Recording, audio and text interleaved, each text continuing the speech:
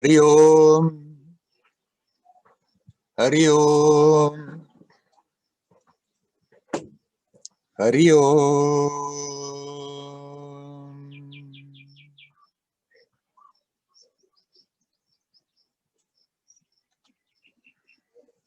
Here we are again in our cyber room. Isn't this amazing? We are all in the same room and physically we are all over the world. It's just a technical manifestation of the simple fact that actually we are not separate by time and space.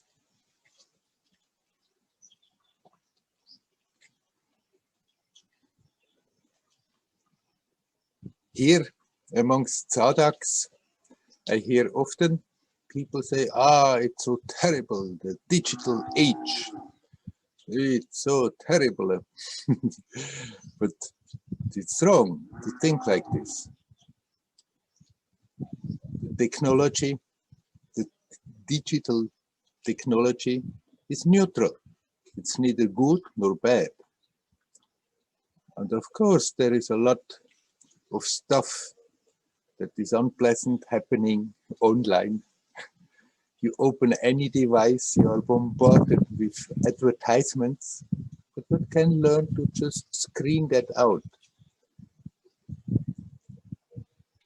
But without that technology, we couldn't come together every Saturday now. So it certainly has its advantages.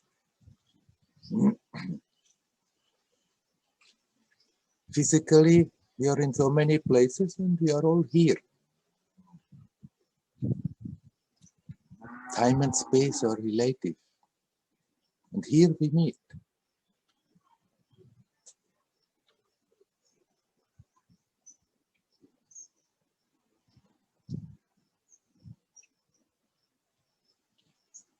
This is the only place where life is, where we are alive, here, now, timeless, spaceless.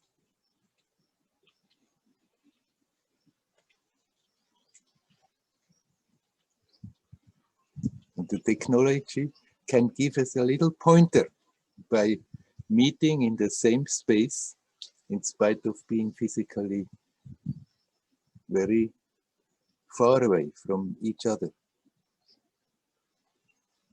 We are only here now, always. But we can get lost in our ideas about past and future. It's like a vortex here now, and there, out there flows the past. Out there flows the future as a possibility. It's flowing out of the timelessness, even the past. It's not as solid, as real as it appears to be.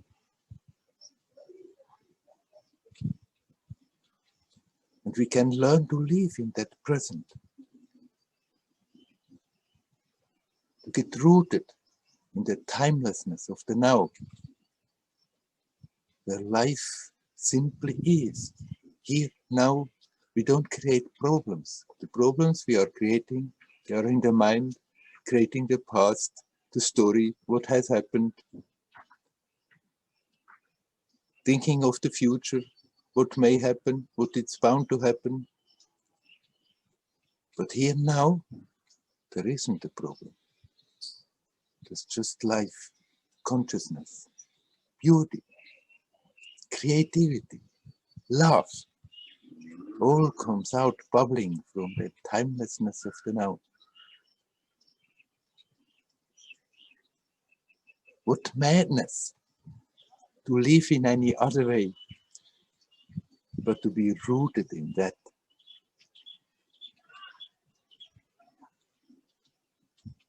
And yet, out of habit, we slip in our stories, create problems, creating burdens, think it's hard, it's terrible, so many things. We just have to stop to do that. Be natural, here, now. And then let the experience unfold of that. Let the action flow out from here. And the action becomes a beautiful expression of the pure, pristine life and beauty.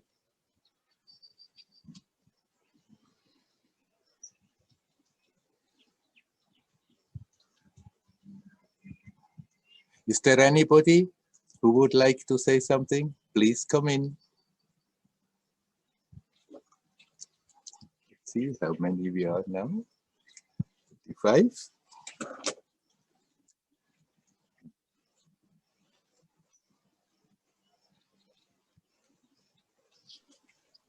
Hari Om, Werner. Hello, Maria. Hi. Hi. My question is connected to something you were also mentioning now, which is about time. Time. I'm experiencing, I know this is a big one for me. It has always been that there is no enough time. That thought. Yeah. Something around the rushing, the having to be fast with everything. Yeah. I'm sure I'm not unique. The West seems to be living in that mode. And yeah, I mean, I mentioned to you personally that I'm experiencing a lot of change, and I'm so grateful for all your guidance in these satsangs, because I feel it has helped me to pinpoint clearly this as something to release, this fear of not having enough time. And after last weekend, in my meditation, I prayed clearly for this to help me, to my teacher, to God, to help me to release this fear. And there was a big shift. I could experience a lot more being in the now, going back to the breath, as you mentioned, feeling the body for about 3 days quite intensely. And I was much more aware of how my breath was held, the pressure in the chest. Mm-hmm.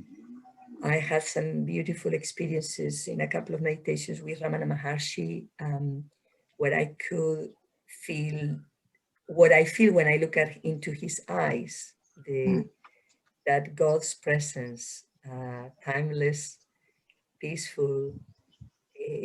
So it was like I felt as if I was getting a lot of help to take this step. And you know, when you mention this releasing, you've mentioned to several people releasing the tension in the legs, is something, when you started talking about it in the satsangs, when I joined you some weeks ago, I thought, how funny, because recently I had been thinking about that a lot of tension when I rush, when I am in a rushing mode, is in the legs. But when you said it, it was like, it took like a different dimension. So the awareness of the tension in the body, I'm more able to notice and to breathe. And yesterday I had a beautiful moment when the question came of who is breathing. Yeah. It was like sent from heaven, the question, you know, it was like, who is breathing? And suddenly I was laughing. It's like, God is breathing through this body. I need to allow this breathing to happen. Anyway, it's like a long sharing. For me, it's like coming, all these things are coming together. But my, more than a question is I would love you to talk a bit about this fear, the fear of not having enough time. I've noticed that it's definitely linked to fear of survival. I realize it's about not having enough time to gather enough money, provisions, whatever, so that I am safe. Fear of not pleasing other people. If I am not doing something up to a good standard, it needs to be finished by a certain date. And ultimately, I mean, to me, feels now like it's like the fear of not being taken care by God.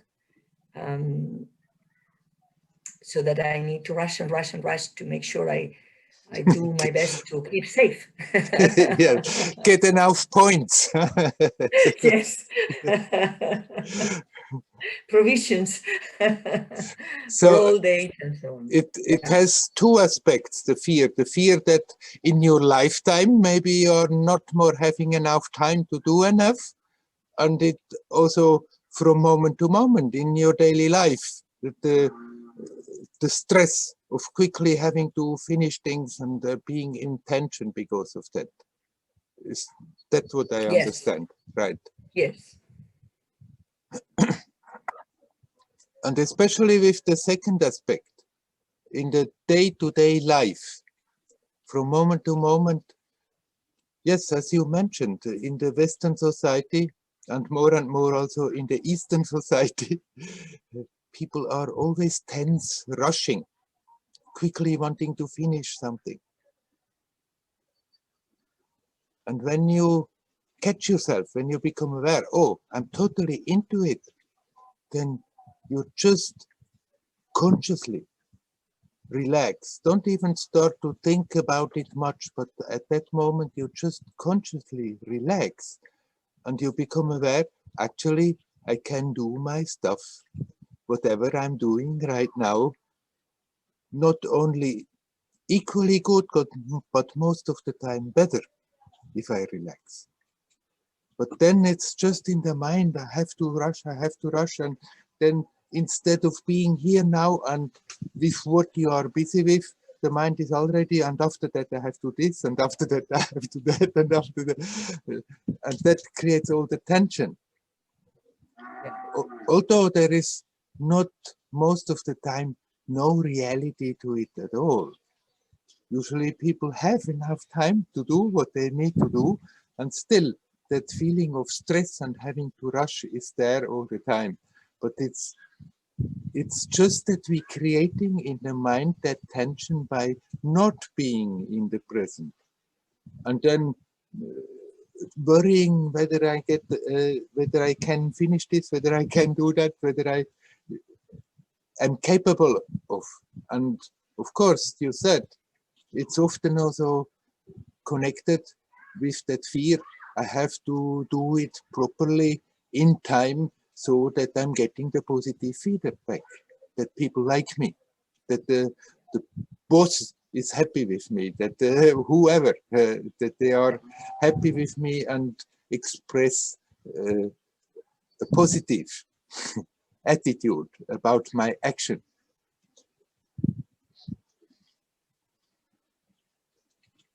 All hangs together. It's all connected.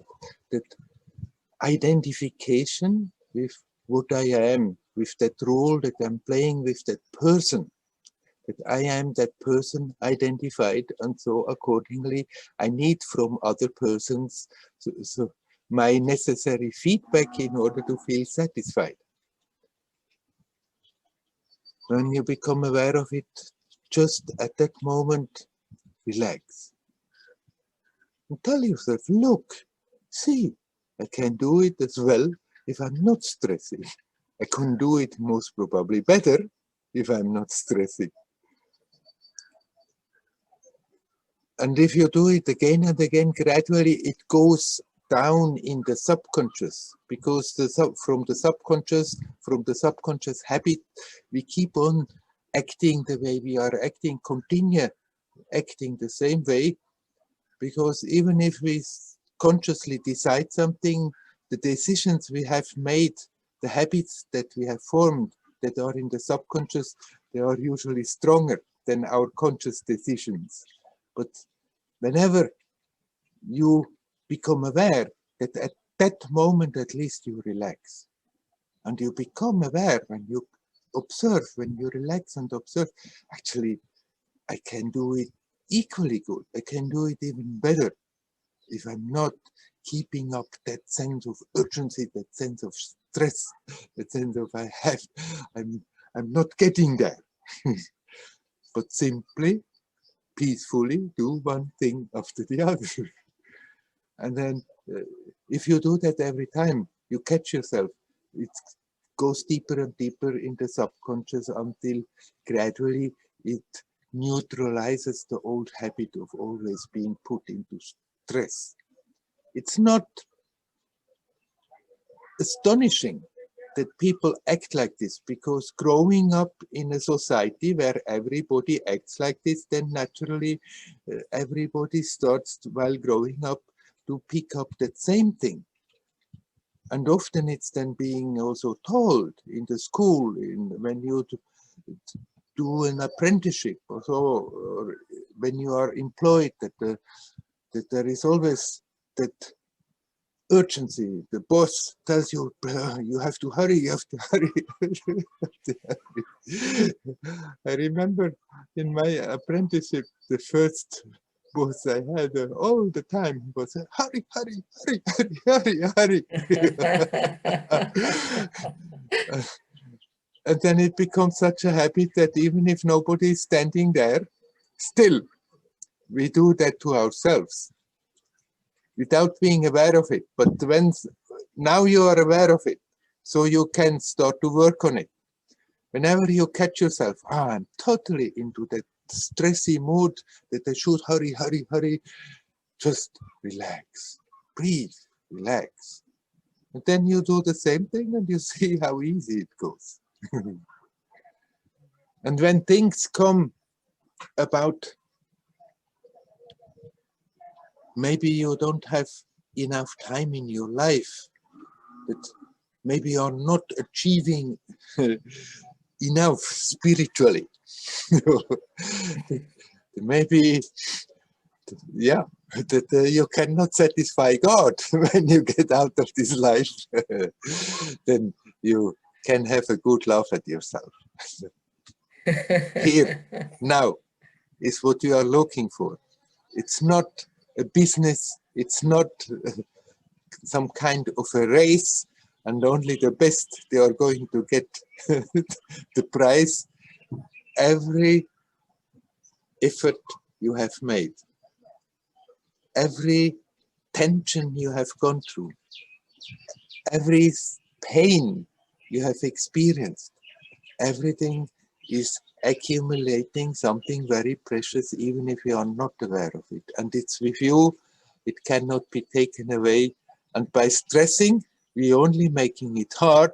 By being afraid of not being good enough in the moment or in the whole life story, there we just create a lot of tension unnecessarily. It changes absolutely nothing. But I can promise you, it's not, nothing is lost. It's not that you try and try and try and either you win and you get you get there, or all is lost and you have to start from scratch again. Where whatever is with you when you get out of this life, it's with you. It's not lost. The real stuff. I mean, all the superficial stuff stays behind, but that which matters is there, and there is no judging God there and say you were too slow.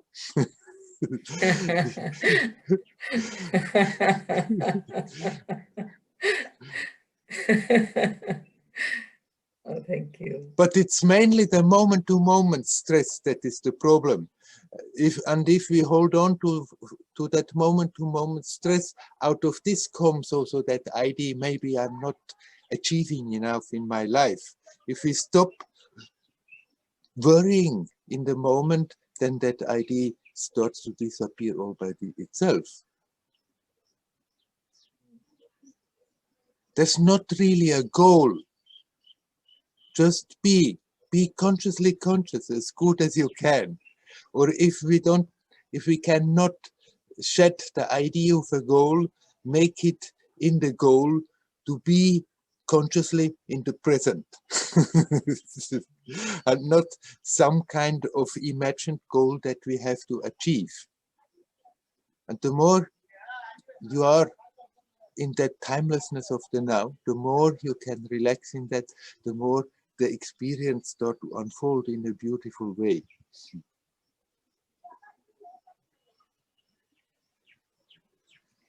And there is something, thank you for that. There is something also about karma yoga related to that for me. Yeah. Is I was experiencing yesterday, for instance, I was working until very late and I was having the resistance because my mind was going, oh, it's Friday night, you shouldn't be working, la, la, la. And at the same time, there is that other side of myself that knows that there is no timetable in life. You know, is if Friday night, if it's Monday morning, it doesn't make a difference. And I was like noticing this, the resistance when there is a big workload coming through. And at the same time, like a bit of clarity about, well, this is karma yoga, isn't it? Is the work is here for me to do. It is mine by social standards. And to do it, I realized I had a choice about either just keep resisting it or somehow embrace it. And can you just perhaps elaborate a bit on that? Right. Karma yoga. In ancient time, karma yoga meant that you do pujas the whole day long. That you live exactly after the scriptures. Everything in life was prescribed. The way you get up, in what direction you walk from your hut in order to relieve yourself, how many steps, everything in their life was prescribed. And so the very daily life became karma yoga. Now the term has a bit changed. Most of the time in modern time, it's connected with seva, doing service to the society, doing service to the guru, doing service to God, doing service.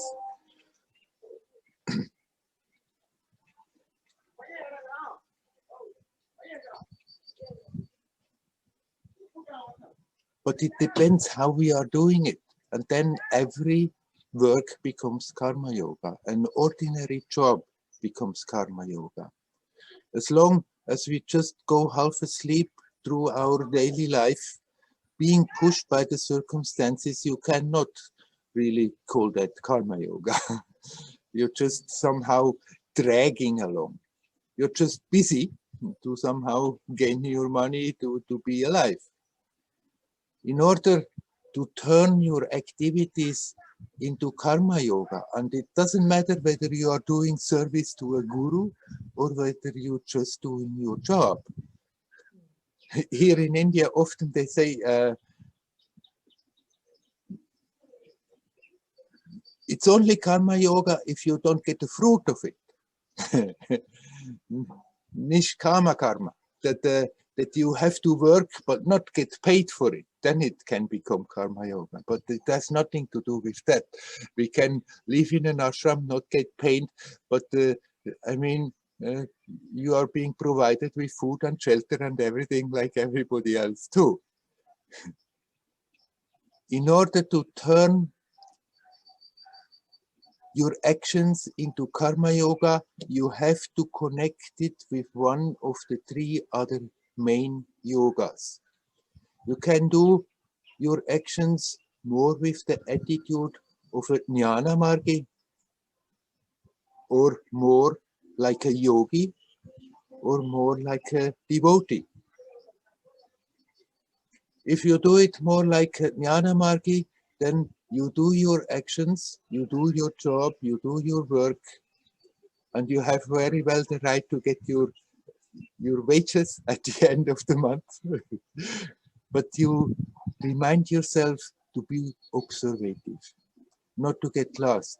Become more and more aware.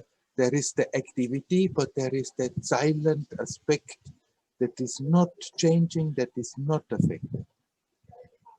And then you can do your work, and at the same time, there is the observation. If you do your work like this, it turns into karma yoga. Or you can do it more like a yogi. Just be aware of the energy of the life. Be aware of the body sensations, even when you are working. Even if you are not physically working, even if you're working on a computer, you still can consciously relax your legs. You still can feel the tensions in your body. You still can become more and more aware of your breath, what you're doing, and through your breath become aware of the life force, become aware that every action is a play of the life force, that every thought is based on the current of prana. Every emotion can only exist because the prana is there, the force of life. And if you observe that force of life, learn to harmonize it while doing your actions, whether it's being so-called public service or whether it's simply your job you're doing, your action becomes karma yoga. Or you can do it more like a devotee, accepting, okay, it's all yours. I don't have any control in my life. Your will shall be done. And learn to, while doing your action, be in connection, feel that divine presence. Then more and more all your actions become a service to the divine, no matter what action that is. Even if it's the totally ordinary action, or whether it is a very sophisticated, very difficult action, it doesn't matter at all. Then as a devotee, every action becomes a prayer.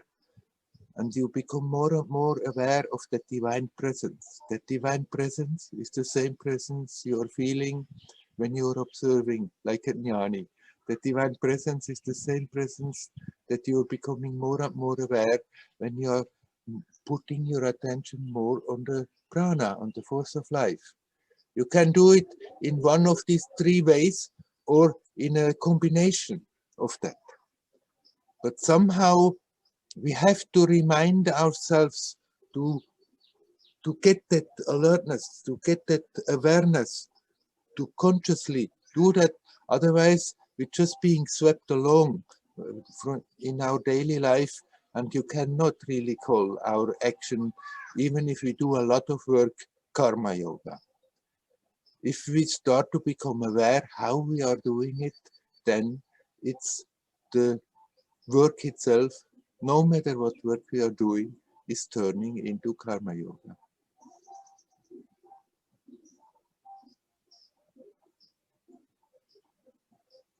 And if it's turning into karma yoga, then you start to relax more and more. And you don't always burden your mind on Friday night when you go home and you have the weekend in front of you, already having the burden, but on Monday I have to do so many things and keep it there the whole weekend. No. Then you just learn to relax in the now, in the action, and the work becomes karma yoga.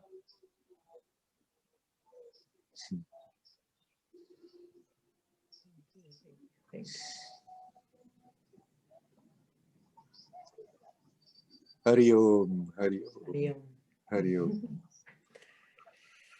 Is there anybody who wants to come in? Please come. Hi, Werner. Hello, Udi.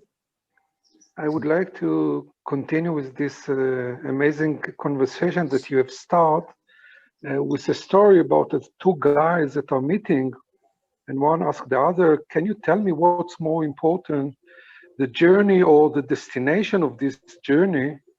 And the other guy said, it's not this and not that, but the company. And I would like to ask about this triangle that at least I have the feeling that I've been holding in about the way I'm doing my journey, the destination of my journey, and even this company that I'm staying in now in this wonderful Saturday. Can you speak about it a little bit? Yeah. The destination, the goal, the end of the journey. Actually, that's something that we are creating in our mind. And often it's very inspiring to keep us going, to have an idea where we should get. But gradually we can more and more let go of the idea of a goal, of something to reach, and become more aware in the present. And then the journey and the goal, they are not two things, but they become one. The journey is the goal. To be consciously on your way is the goal. And then there is no end to it. So there is no destination. The destination is here, it's now. And the experience of that goes on developing. And there is not a point you can say, now I have reached it. Now that's it. For it just goes on infinitely, joyously. But sometimes it helps that we put, like as a marker, I want to achieve this, I want to achieve that, and go in that direction. That idea keeps us inspired. But if we don't need that anymore, we can very well let it go. And as I said just before to Maria, make it into a goal, into the goal, to be consciously aware in the present. The goal is here. You are actually the goal. You are that which you are aspiring to. It's here, it's now, it's timeless. It's not that we at a certain point we are reaching it. So the journey is the goal itself. You are the goal. If you ask which is more important, both are equally important and they merge. Then how you are going your journey, of course, if you can choose, then it's wisely to choose circumstances that support you, that help you. Many times the circumstances cannot be chosen. They are forced on us, and then we can make the best with them. But when we can choose, then it's wise to choose that of which we know it's supporting that increasing awareness instead of making it more difficult, making it more restless.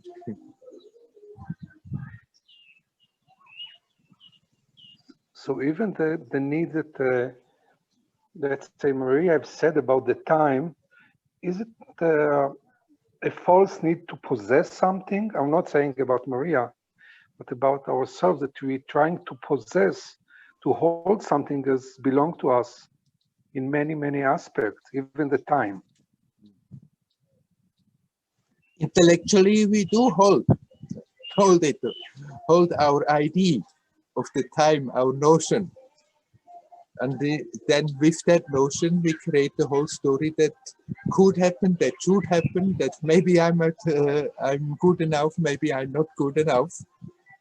You can say it's like a possession, all those ideas that we are holding. Nobody can deny the biological time, the physical time. The clock is ticking. We are starting at 3 o'clock our Satsang. That time is there, but psychologically we are creating a time where somehow we are projecting ourselves as a person in that time that is separate from the whole rest and hold on to that me person ID within time. And that is a kind of an intellectual possession, right? We feel we are very good doing that, but it creates a lot of problems, and we are well advised to diminish that ID and then put it where it belongs, on the material level, in the day-to-day life, of course. There we have 60 minutes per hour. We have 24 hours in a day. On that level, time does exist. But here, now, is timeless. And we have to, you're right, you can put it like that, we have to let go of that possession of time, of thinking that I have somehow time in my control, that me, I as a person, stand on top of it and control it. It's just a current, like a river that is passing by. What we can do is step out of time. Here, now, you step out of time. And then within time, you can play your role playfully, not taking it so serious, and be aware that actually you are timeless. And you can get rooted with your attention in that timelessness, and then the whole becomes fully. Then it's not more important materially how much we achieve, then it's even the idea of maybe I have to hurry, otherwise I'm not achieving spiritually before it's over. Also that idea appears, because the source of that spirituality we are looking for is not somewhere that we're reaching somewhere in time, but it's here, timeless. Yeah, I agree so much. Great. Thank you very much. You're welcome. Thank you. Is there anybody else who would like to come?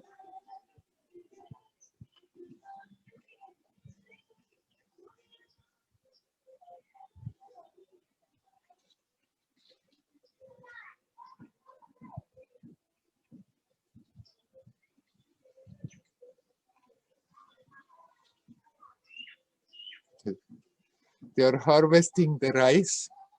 It has rained so much that the harvesting machine cannot go in the field, so they have to cut it by hand again and carrying out in bundles. And now the harvesting machine has come, and they want to, I don't even know the English word, what you do with grains, to separate the grain from the plant. But now the machine has come, they haven't started, but if in between you hear the music, it's the harvesting machine. Fortunately, he hasn't turned it on like they usually do when they are working on the field and cutting the grains. Then they have the habit here to have full blast music on with cheap loudspeakers, so they are completely overworked, and the outcome of it is just horrible. So I hope they don't get the idea that they should now turn on the motor and put that music on to full blast.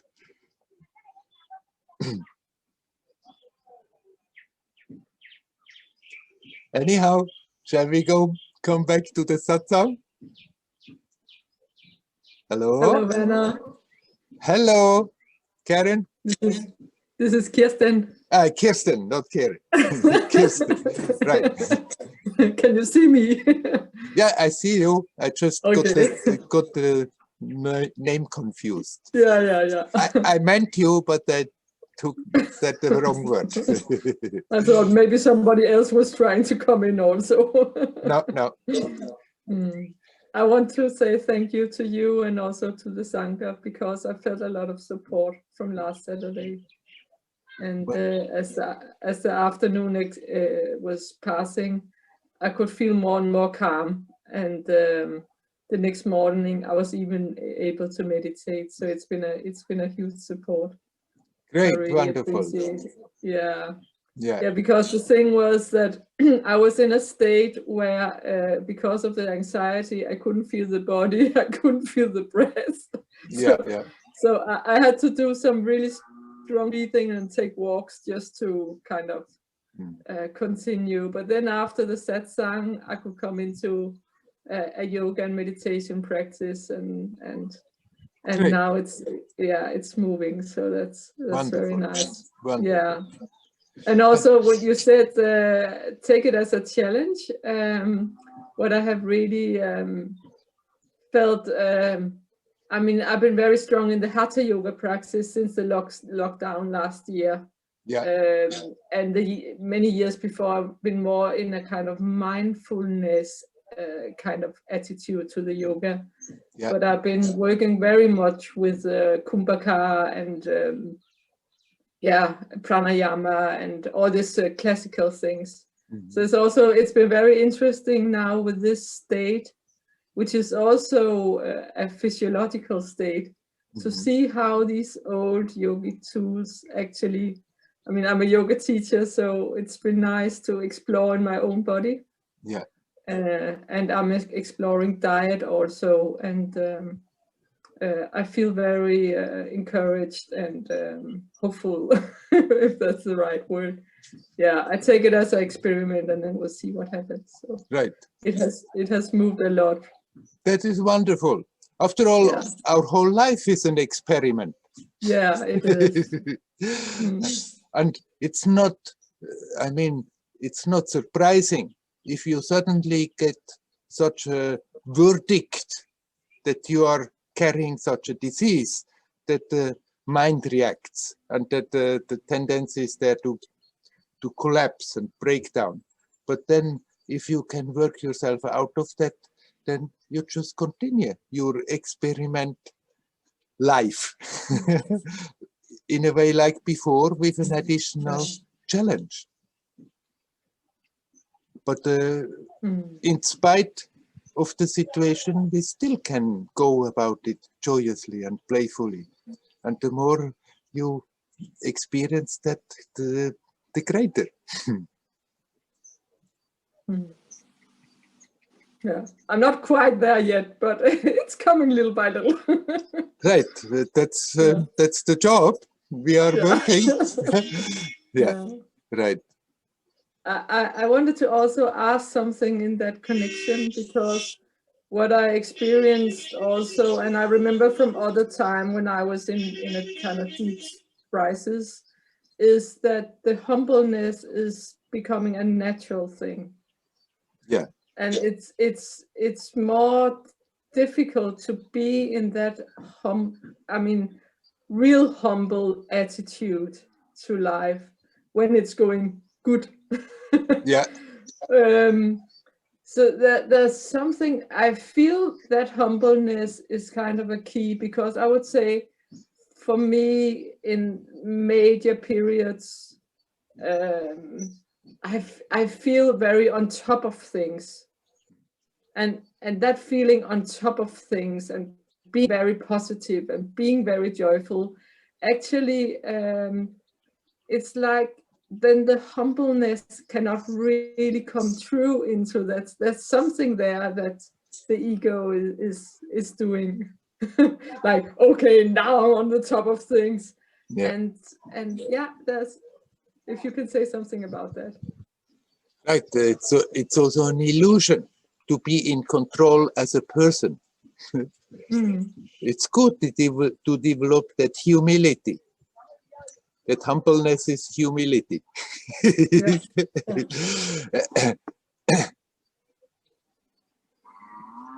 That we can give our positive, our creative input in every situation, but there are so many aspects always coming together in every situation that never I as a person am in control of that situation. And sometimes we need a good bang on the head to become aware. However much, whatever I have been doing, still, actually, I don't really have any control.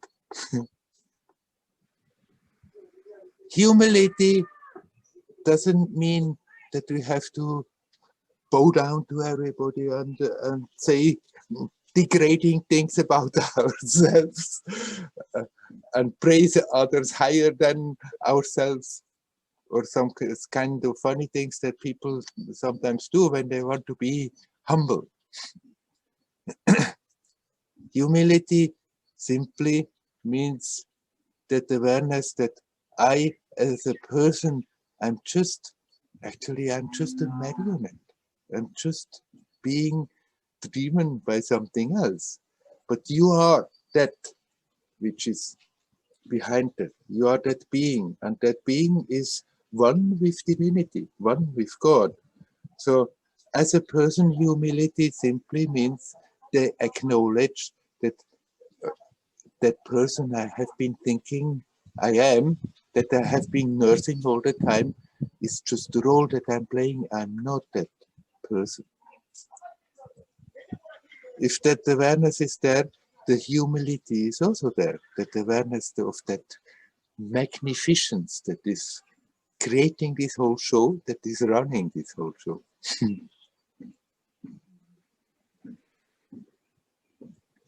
Even in those moments when one has the feeling, now, I'm really on top of the things, it's totally fragile. A little thing happens and it's gone.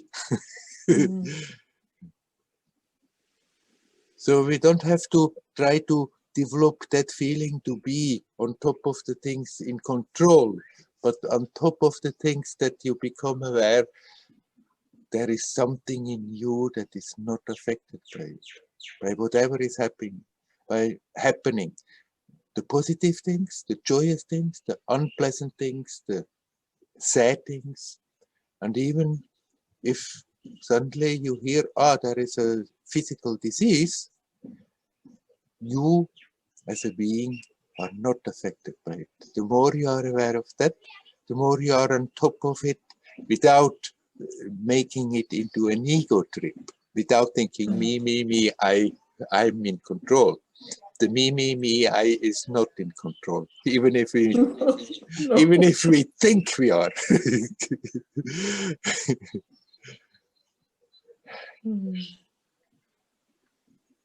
Anyhow, I'm very, very happy to hear that you got up and faced the challenge.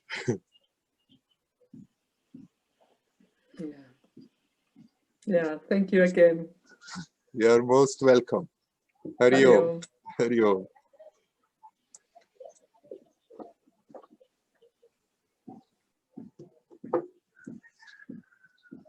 Is there anybody else who would like to come? Please come.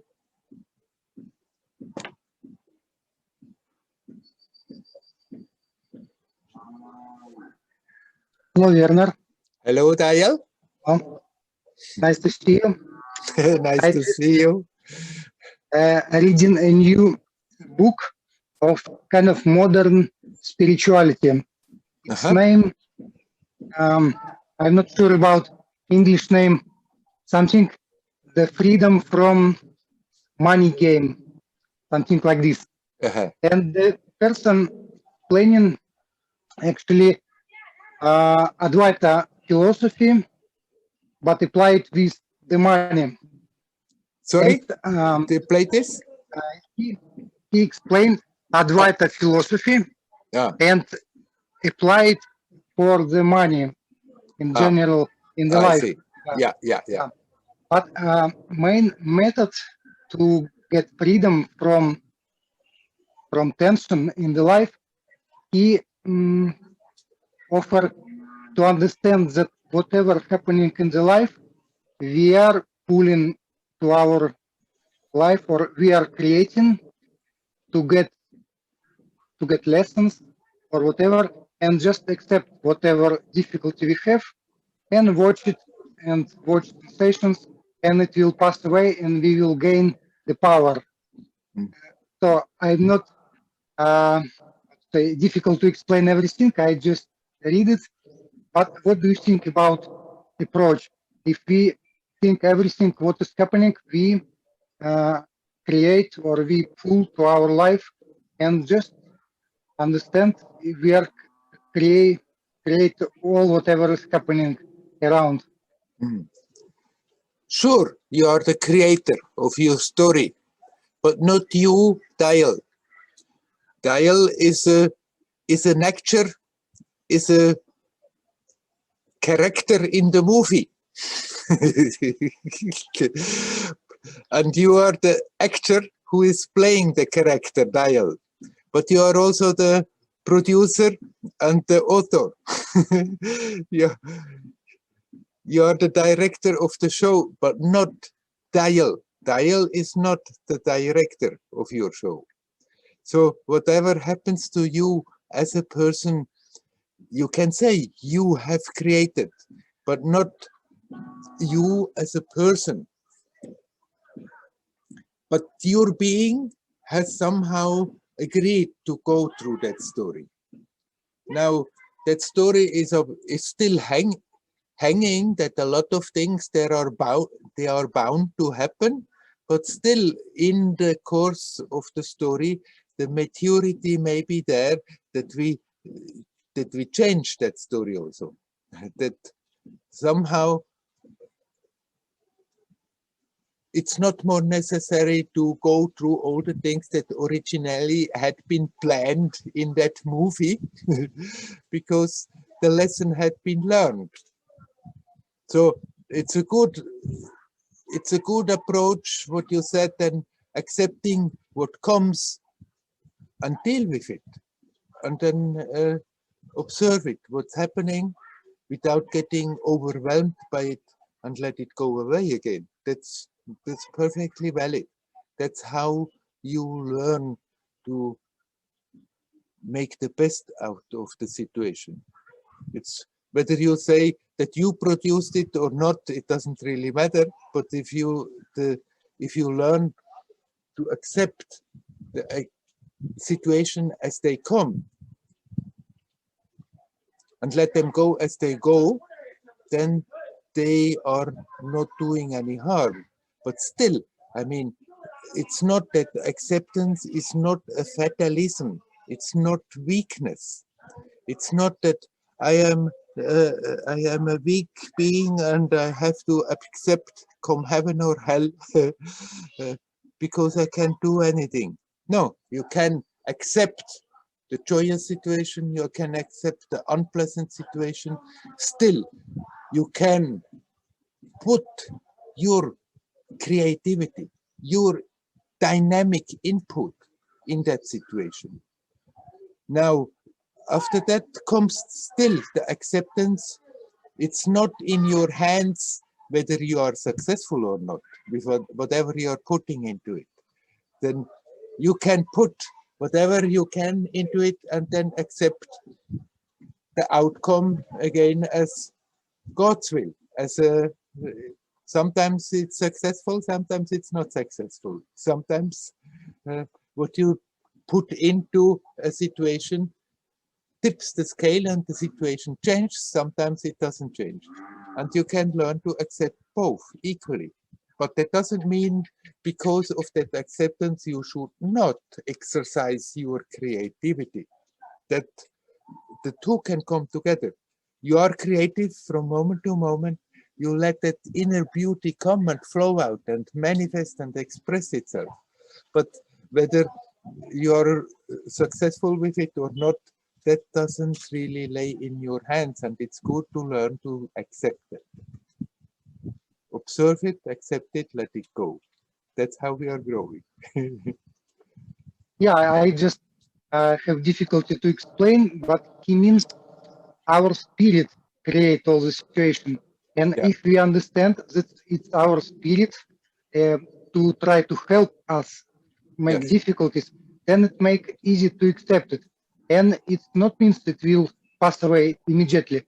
It may take some time for difficulties and we can do some actions, but such idea looks to me also very interesting Yes. for acceptance. Yes, it sounds good. If it's inspiring you, if it resonates with you, then by all means integrate it in your practice, in your daily life, in your construction. You're still busy constructing, huh? Yeah, I still working every day, mostly every day. Yeah, slowly. It will take a few months more. Yeah, yeah. Another thing I want to ask you, I still have kind of political difficulties. Some of my friends have different opinion, and I cannot explain it friendly. Yeah, I start fighting, I start arguing more and more, Right. and they want to stop. They said, okay, enough, we don't want to argument anymore. Yeah, so it's my difficulty. I want to share my understanding because I feel it's right, but softly, naturally, what I cannot do yet. So I start fighting. That's the problem. You know, and it's not what is right for you need not necessarily be right for another person. Difficult to accept. Werner. Right, but I think for all the nation, it's very good what I thinking. So nobody should think other way. yeah, right. That is the person, the Mimi, who knows. And Yeah. if another person has another ID, then maybe that ID is for the time being good for them, that they hold on to that ID. That ID is what they need to believe, that they need to believe to have understood. And however subtle our understanding becomes, it's still an understanding. It's not the direct knowledge of existence. And the temptation in such discussions is that one wants to be right and then starts to argue, and this has finally nothing more to do with the motivation of conveying something spiritual, but it becomes just a struggle between egos that I'm right and not you are right, even if it's about spiritual ideas. So when you become aware that this is happening, you're in the midst of it, you can also suddenly say, uh-oh, I'm doing it. Never mind. I believe like this, you believe like that, so what? What does it matter? No? Yeah, just sharing my ideas and let them do whatever. Yeah. Right.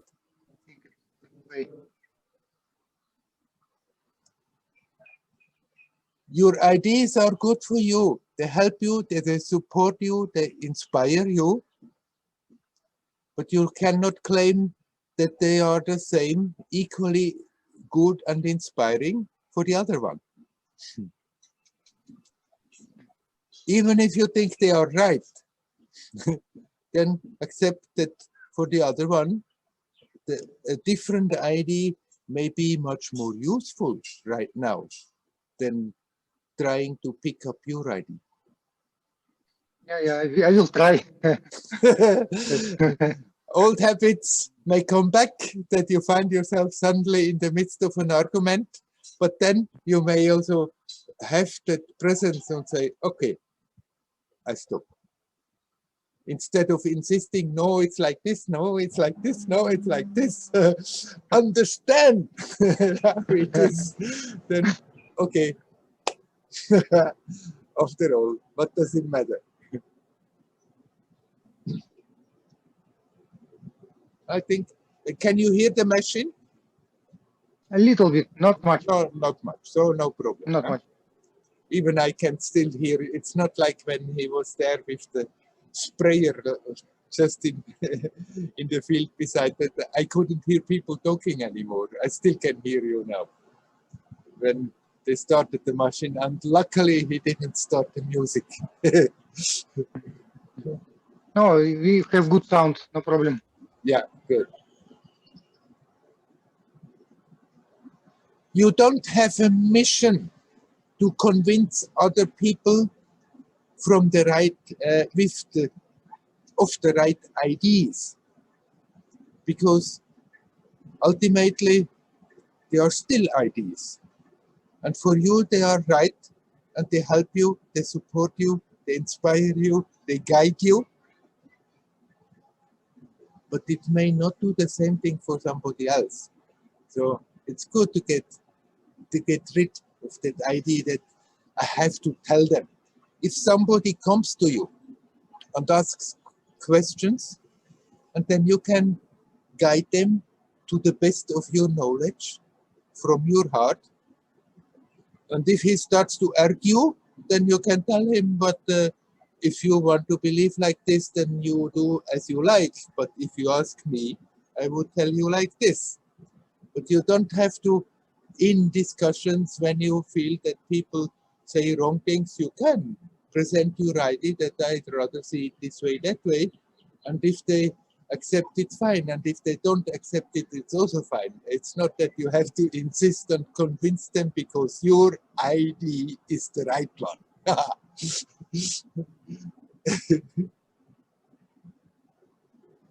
Okay, thank you, Werner. Thank you. We'll try. Yeah, you are Hear welcome. more patience. Patience is a good virtue.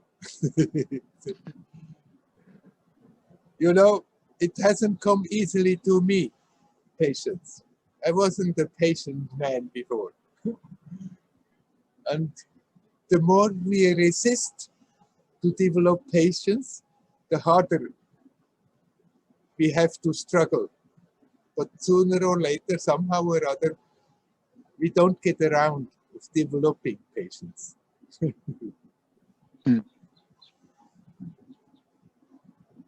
And when Okay, thank you. and the more you develop patience, the more it's a treasure that is with you. It's a jewel. It makes everything easier.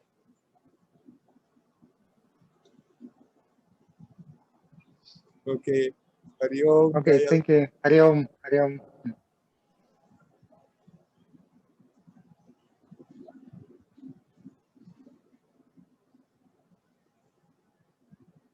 Anybody else?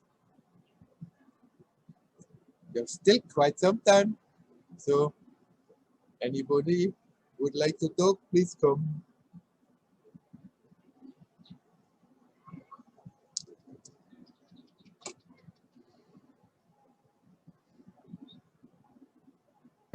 Hello, Werner.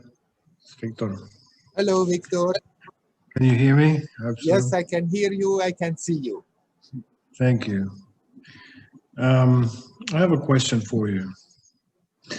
When I was in Tiruvannamalai a few years ago, I was talking to a gentleman, and he said, well, you know, this self-inquiry, Nanyar practice, who am I? But he said, if that doesn't work for you, then it's surrender. So I've been thinking about that, and then I realized that my thinking is not going to help me. So, and I know that there has been aspects of surrender mentioned by Brahmana. So I just wanted to get your opinion, what your thoughts are on that aspect of surrender. Right. Yes.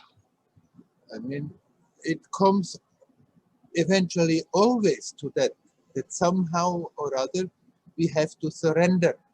That man you think you are, you have to become aware that you are way more.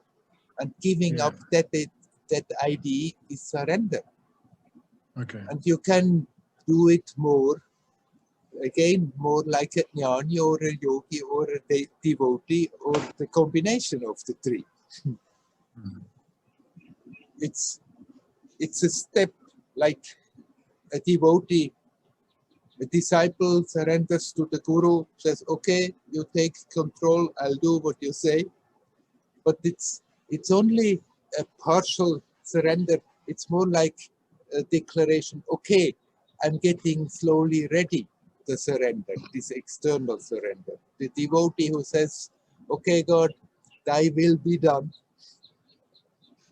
That's how we are learning to surrender. We can approach surrender, but surrender is also by discrimination, that observing and see, okay, that person I thought all the time is really just a figure in a dream, a role, a character in the movie. And in that way, detaching from that person is surrendering. It can be more with the mood that me, I surrender, or just being aware that me, I am not that me, I thought.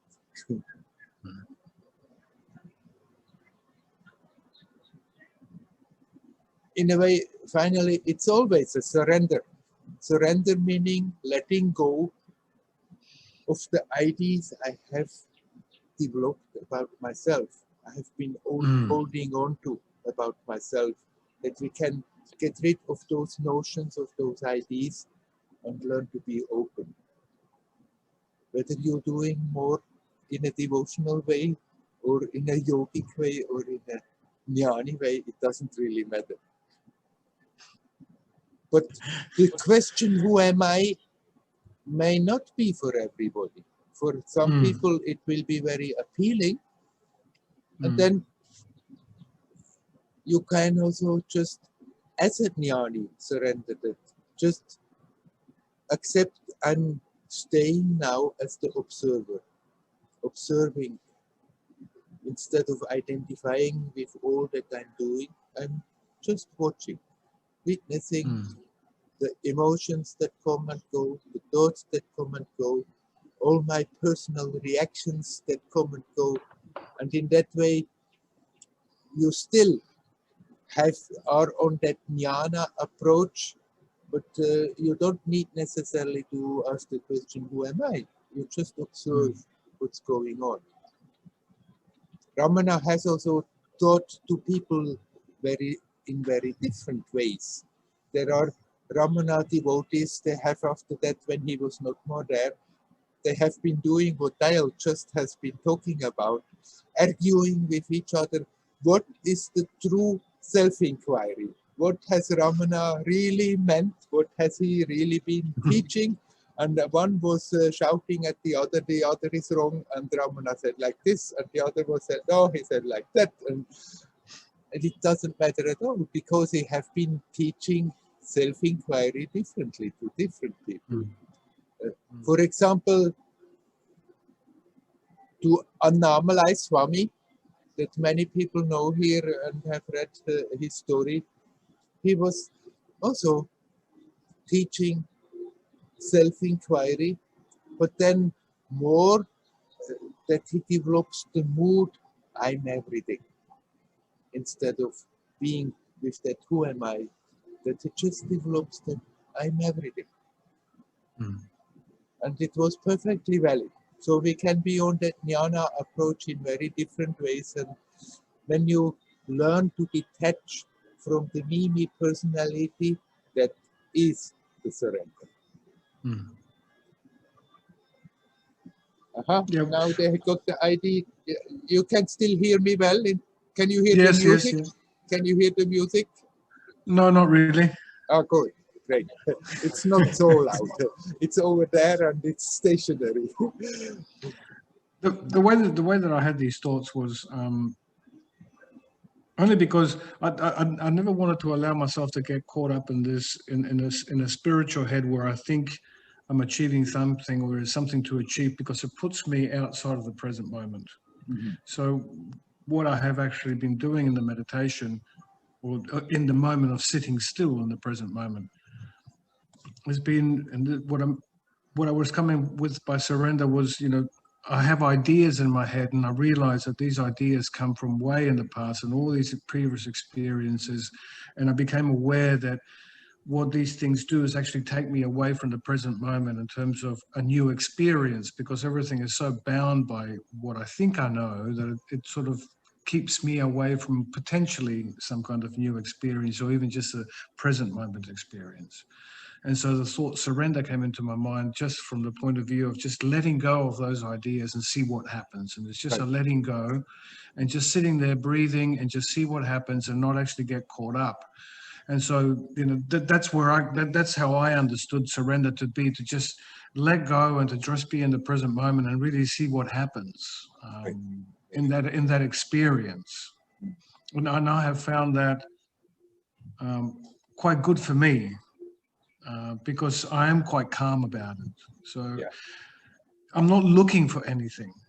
I just got so tired of always thinking that I knew stuff, and then I realized, oh my God, this is so old, I'm missing out, or I'm denying myself the opportunity to be here right now. So I'm just letting go, and I don't actually know anything. So that's how surrender has been helping me. Yes, definitely. That is also just that awareness. Just that awareness. That's all. It's very simple, really. Just to be there in the moment and see what happens. Because I am really quite powerless anyway, and that's fine. I don't have a problem with that. And I mean, I was reading bits of the Bhagavad Gita again. I think, well, Arjuna had his dark night of the soul, and he realized that he was powerless. I mean, the whole story was already told, so there was a lot of sort of surrender and giving into something. Yeah. So I had a laugh about that. Yeah. I mean, But yeah, I just wanted to clarify from your thoughts. The devotee who opens the heart, who surrenders to the Guru or who surrenders to God, by opening the heart, by coming from the emotional side more, still becomes aware what's going on in the mind and gives that over to the divine power. It's just another way of letting go. It's That's just right. another way of what you are doing. Yeah. I mean, it's actually, ultimately, it's the same action, but it has just another flavor. So both are surrender. Yeah. Both are surrender. Yeah. Yeah. That's good. That seems to work for me better than the who am I just gets me too much into my head, and I don't want to know about that. Because that's just the way it happens for me. So I'm aware of that. So I realize that that's not going to work. Yeah. It doesn't have to be who am I. No. No. No. But whatever Anyway. works to consciously connect with your attention with the source, that is good. Yeah. That's it. It's really quite ineffable. It's hard to explain. That's all. All I can say is there's just from a feeling perspective, it's a feeling of, if I can say, comfortable, a sense of peace and ease. That's all. Yeah. That's all I can say. Oh, here we go. Hello. Leo wants to say hello to everybody. Thank you very much, Werner. Hello. Hello. Hello. You can now give the satsang. You tell them, huh? Here? It's not too at the easy.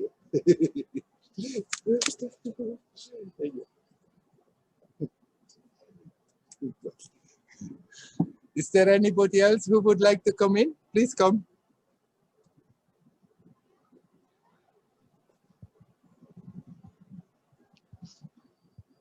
Hi, Werner. Werner, come. Hello, Lalita. Hello. I saw you for a moment, but then you disappeared. Did you turn off your camera? One moment. Ah, sorry. Yes, Yeah, now? now I see you. Yes. Yes? Okay. Yes. Okay. Yes. So nice to see you. And yeah, I'm a little bit speechless now. Now you're speechless when you're here. That can happen. Overwhelmed. Yeah, my question is the whole time, yeah, it's very difficult to say it in English. Yeah. I worked with this playfulness, and I tried really many things with the situation with my son, you know. Yeah. And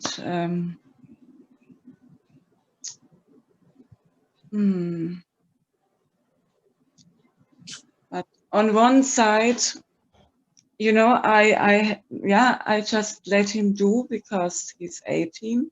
Yeah. But on the other side, I mean, I know it's a role as a mother or whatever, but I don't know, I cannot feel joy or inner peace when I see someone suffering. Yeah.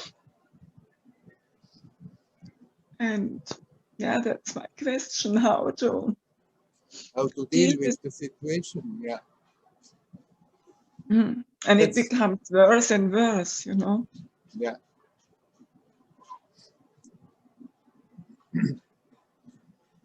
Right. Of course, it's not easy for a mother to see how her son is suffering and how he is in a way doing his best to make it worse. Yes. And how he is not ready to accept help to get out of it. But I mean, is he also not accepting any professional help now? No, Nothing. no. I No. mean, no, we had some dates with the doctor because now he's not able to go up the stairs because he is so much schwindelig. I don't know the Yeah. name. Yeah. And yeah, he lost 18 kilos and it's, I mean, he accepted now to go to a how you say, psychotherapist. Yeah. But he has to wait, I don't know, 2 or 3 months. There was one talk last week and another talk next week. Yeah. But then he has to wait. And he accepted to go to a doctor for the ears to make some tests, you know. Yeah. So I hope, because I never know, maybe on this day he says no. But It's also I possible, really, yeah. I pray that it will happen. Yeah, yeah. Anyhow, he doesn't want you to tell him things. He doesn't listen to you, right? That you told me enough of the situation that I know that you cannot go and have a good talk with him and he listens and he accepts because somehow he has decided that you don't know. You don't know what's good for him. But I mean, you can at least what you are doing, arrange that maybe he gets help. But what you are doing with yourself, that is the big challenge. It's in a way like when you're facing your own big disease, as I have been talking before with Kirsti. Mhm. Kristen. Yes, yes. That Yes. it's not that you're facing your own disease, but still with your son you feel so connected that it's like it's hurting you, and you cannot directly do something about it because he is not very helpful. He doesn't want to play along with whatever comes from you. So it is your challenge to somehow accept the situation as it is. Not think to hell with it, I cannot do anything, but you can bring in aspects that somehow or other he may accept, like arranging a meeting with somebody else, a third person, that he may accept, and then accept also that right now it's difficult because the psychiatrists they are totally overflowing. Yes. I mean, I just heard numbers a few days ago what is happening in Switzerland, how many percent usually connect with psychiatrists and how many percent right now. And it's just like about the tenfold from what usually is happening. So then there is also the acceptance of the situation that it may take its own time until connections can be made, until help can come. But it depends still from him whether that openness is there, and you cannot produce it.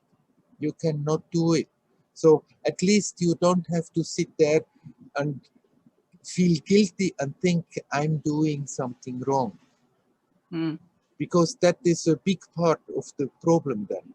That when you see him so suffering, then you think, what am I doing wrong? Like, what can I do? Why I'm not capable of changing the situation? But it's a bit, you can a bit look at it like as if you had a disease. That even if you try to get rid of the disease, it may not go, may not easily go. It may go on and on and on, and you have to struggle with it. And so there is your son, and somehow obviously it's not in your control to change how he behaves, what he is doing, and his behavior, whatever you have described me ever in the years you have talked to me about your son. He's doing a lot to be self-destructive. So don't sit then there and think, what am I doing wrong? What am I doing wrong? You can present the circumstances as good as you can, and after that it's up to him whether he is cooperating or not, whether he picks it up or not. If he doesn't cooperate, then you cannot blame yourself for that. And still, you may feel sadness that seeing him not being well, seeing from the outside that it would be not so difficult to change the direction, and still he doesn't, because he doesn't want to see it. And you cannot force it, and you cannot blame yourself that he doesn't. And then when sadness is there, then don't resist sadness.